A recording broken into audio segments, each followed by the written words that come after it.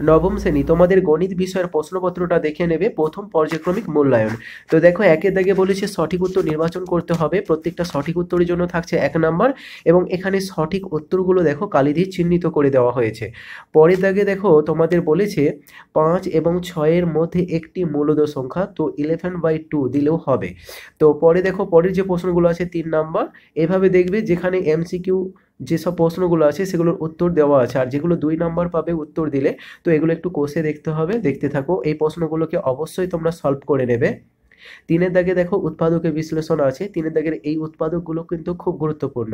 এবং দেখো তারপর একটা এমসিকিউ টাইপের কোশ্চেন আছে যার উত্তর হচ্ছে 0। দেখতে থাকো।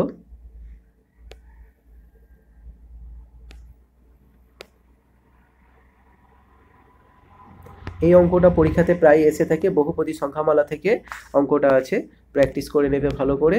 এবং সূচকের যে অঙ্কগুলো দেখতে পাচ্ছ, সূচকের এই অঙ্ক, এই যে অঙ্কটা অথবা আছে দেখতে পাচ্ছ, এই অঙ্কটাও ইম্পর্টেন্ট। পাশাপাশি অন্যান্য অঙ্কগুলো তোমরা করে নেবে, সাজেশনটা দেখে নেবে, ভিডিও ডেসক্রিপশনে তোমাদের সুবিধার্থে লিঙ্ক দেওয়া থাকবে। তোমাদের টেক্সট বুকের যেসব অধ্যায়গুলো পরীক্ষা হবে, ওই অধ্যায়গুলোর মধ্যে কোন অধ্যায়ের কোন অঙ্কগুলো ইম্পর্টেন্ট সেগুলো আলোচনা হয়েছে।